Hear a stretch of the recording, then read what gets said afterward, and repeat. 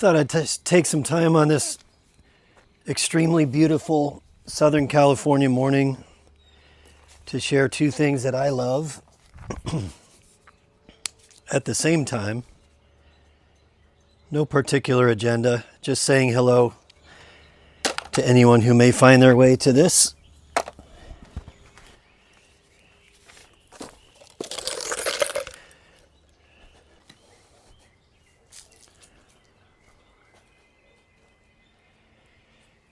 Such a beautiful morning.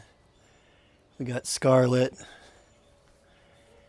We got Frankie. Hi, Frankie. What you doing? Just hanging out. Seemed like the perfect morning to paint. Something I notice when I paint is, especially this style of work, if I get too caught up in my thoughts, it just ruins it. I was just listening to this collaboration between Norah Jones and Harry Mack.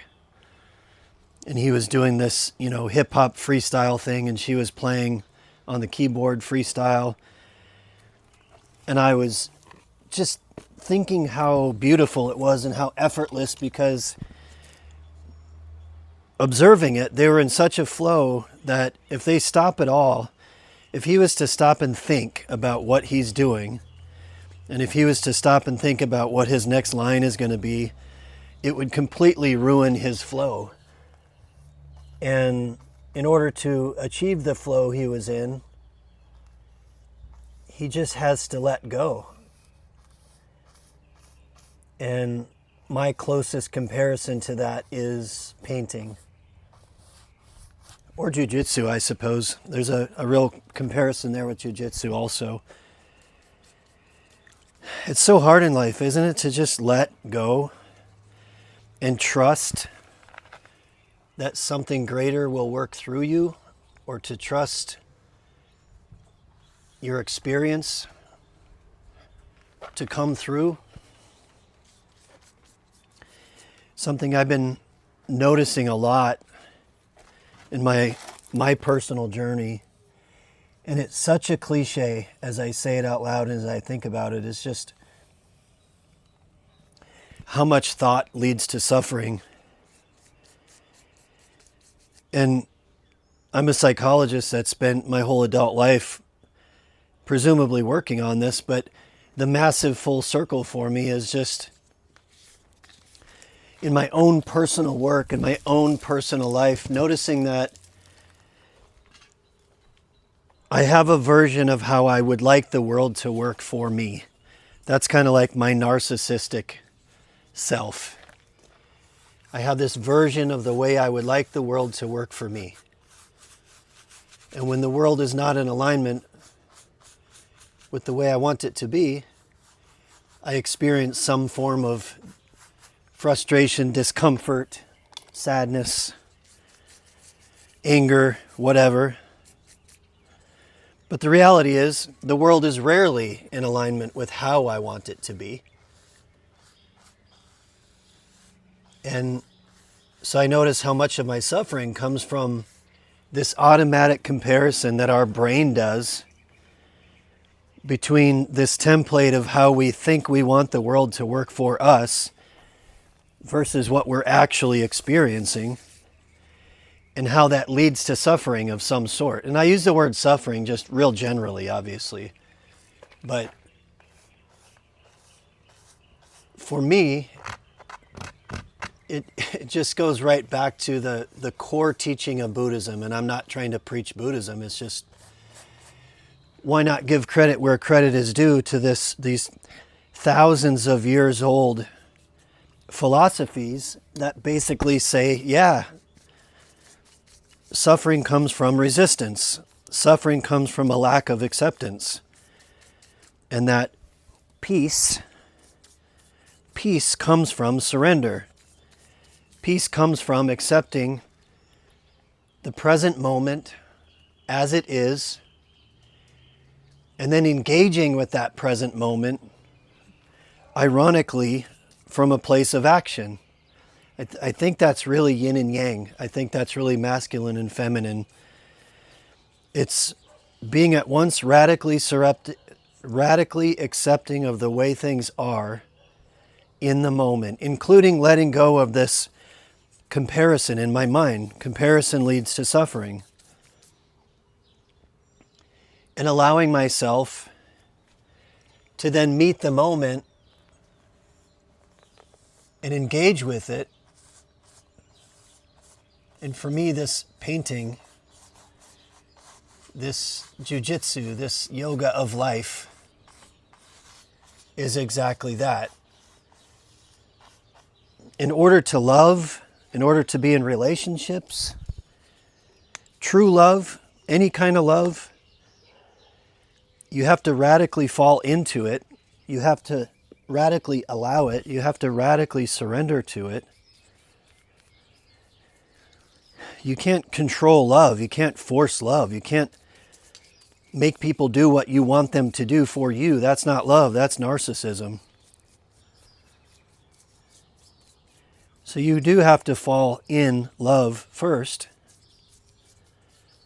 And then you meet that in the moment. And you interact with it in the moment. You play with it in the moment. It's exactly what this painting is for me. I've never been able to say that. This filmmaker I'm working with asked me a couple months ago, Mark, what is art? It was right here on this spot. And I just didn't have a good answer. But in the moment I recognized that art is a radical surrender to the present moment as it is.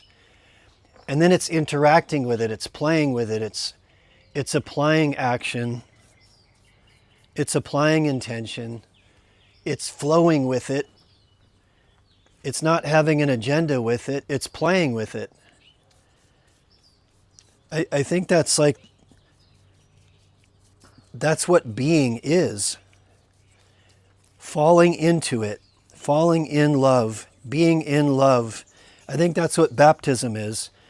Radically surrendering and experiencing love, experiencing God, experiencing Christ consciousness. Anymore, I don't like getting too caught up in the dogma of anything. Because the moment we go too far in all that dogma, we just lose each other. We just separate each other because someone doesn't believe it, someone believes something else, someone uses different language. To me, it's just, you don't get to experience love unless you radically surrender and you stop comparing the present moment to the way you want it to be. And you stop comparing people to some version of them that you want them to be for you. That's really what narcissism is. So you meet people in the moment as they are. You accept them as they are. You love them where they are. You accept the world as it is. You love it where it is. And then you get to act upon it. You get to interact with it. You get to participate in it.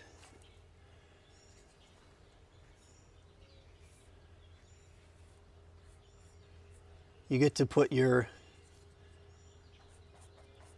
expression into it.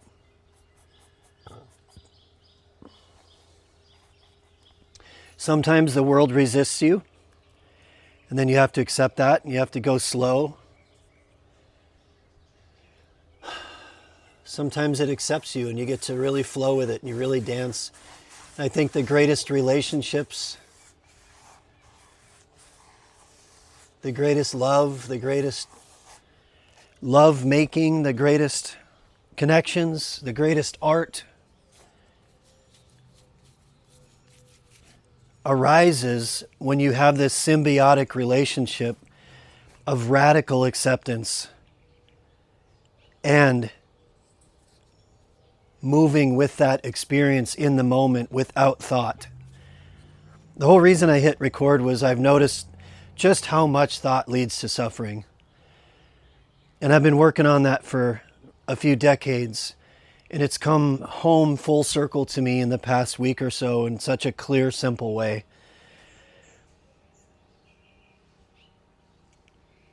that I wanted something to be the way I wanted it to be, and it's not the way it is, and I throw a little tantrum and I'm a little upset, and that leads to me resisting or fighting or pushing back or feeling anger or whatever. And it's just because things are not the way I want them to be. And I'm just saying in general. It's a general observation. It's a general experience that it is the comparisons and the evaluations and the judgments and the models that my mind superimposes on this life that leads to the suffering. And it is only in radical acceptance and allowing myself to surrender that I get to experience the love and the peace and the joy and the communion and the connection. And then I get to interact, I get to play, I get to participate, I get to be a part of it.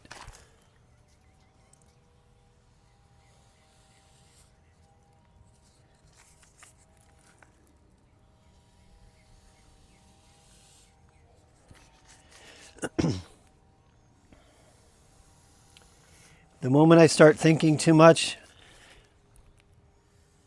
fear gets involved, judgment gets involved, control gets involved, ego gets involved. So I just have to let it be what it is. And meet it in the moment. And I'm just meeting you all in the moment. And I guess I'm sharing that experience as I'm living it in real time. And that's where I want to live from. I don't really want to live from anywhere else. I want the work that I do, whether it's painting, whether it's meeting with my clients, whether it's collaborating with people in projects, whether it's just playing with my family, my community, my friends. I want it to be an expression of surrender to the experience in the moment, and then interacting, playing, connecting with people that are also in that state, in that place.